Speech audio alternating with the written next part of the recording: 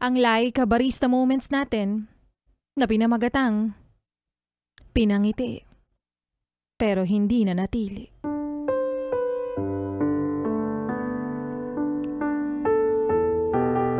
Habang nakatingin sa malayo, inaalala ang mga pangako mo.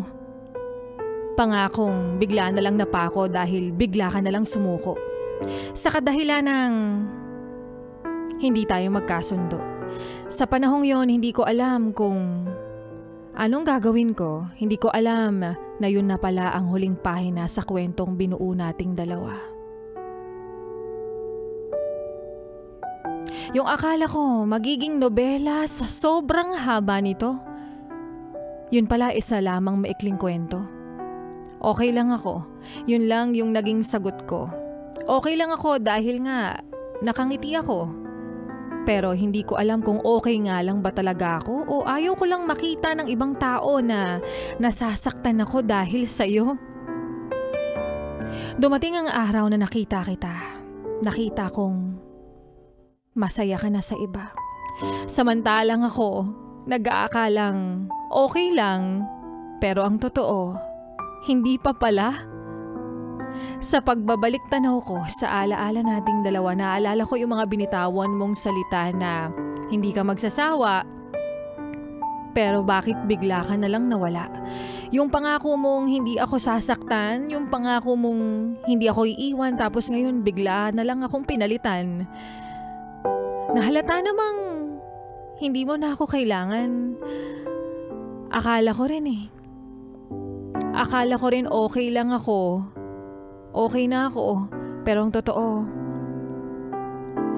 nasasaktan pa rin pala ako. Nasasaktan pa rin ako sa kadahilanang hindi na ako yung dahilan ng kaligayahan mo. Nasasaktan pa rin ako na hindi na ako yung dahilan ng pagngiti mo.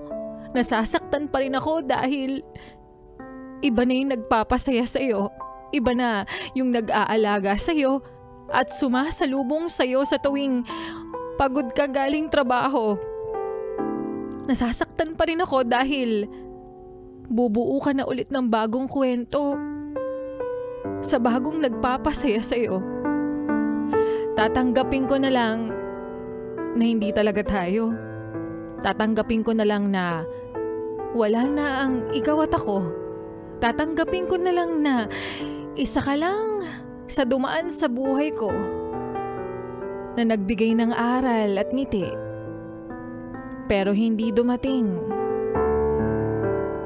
para manatili.